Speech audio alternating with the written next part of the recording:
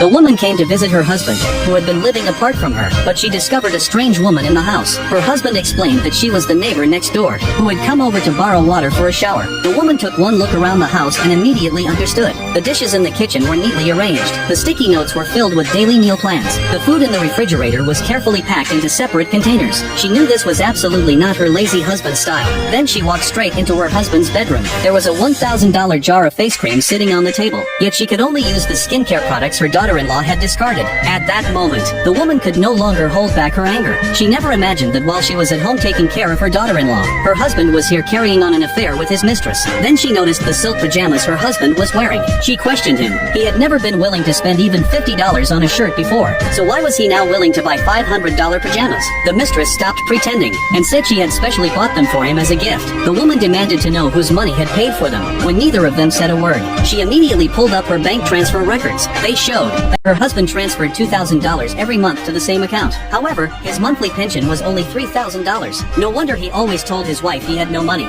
In reality, he had been spending it all on his mistress. Her husband could no longer keep it a secret and repeatedly apologized. At that moment, the woman no longer wanted to hear his excuses. Before leaving, she told him to have their marriage certificate and property deed ready by 9 a.m. the next morning. Hearing those words, her husband realized their marriage had reached its end. The woman then booked a hotel room. When her son called, she pretended that nothing had happened. After all, she had raised her son all by herself. She did not want to burden him with her problems. After hanging up, the woman sank into her memories once again. Back then, she had risked her life to give birth to their child, while her husband cared only about having someone to carry on the family name. After they got married, he stayed home instead of going out to work. It was the woman who survived those difficult years by running a street stall. She even spent 3 full years caring for her bedridden mother-in-law. Yet what she received in return was not gratitude, but her husband's betrayal. The next day, the woman returned home to divorce her husband. The two of them got into a fierce argument. Then the lawyer the woman had hired arrived to discuss the division of their property. Although the property deed was in her husband's name, every mortgage payment had been made from the woman's bank account. After that,